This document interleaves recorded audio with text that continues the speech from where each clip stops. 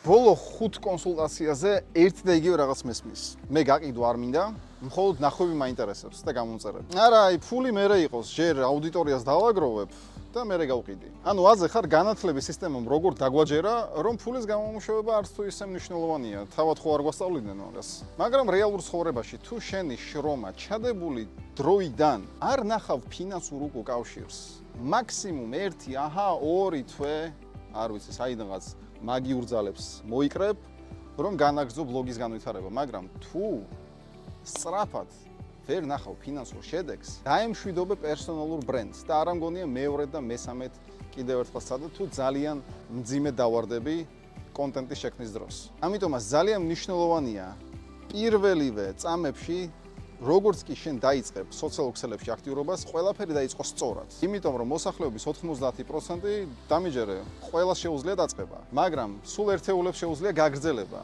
იმის გამო რომ არ იციან რა ელოდებათ, არ იციან ამდენი ნახვა როგორ გადააქციონ გაყიდვებში და ეს იმალება ზუსტად, ეს ხისტის სიმართლე, რომ შენ უნდა იცოდე გაყიდვა, უნდა იცოდე გამყიდველი კონტენტის შექმნა და არ უნდა გრცხვენოდეს გაყიდვის. თორე დაემშვიდობე შენს ბიზნესს, შენს პერსონალურ ბრენდს. შენ შეიძლება ვიდეოზე ქონდეს 1 მილიონი ნახვა და 0 გაყიდვა და შეიძლება ვიდეო 1000 ნახვას ვერ ცდებოდეს, მაგრამ თვეში გამოიმუშავებდე 5000-დან 10000 ლარამდე. შენ რომელი გირჩევნია?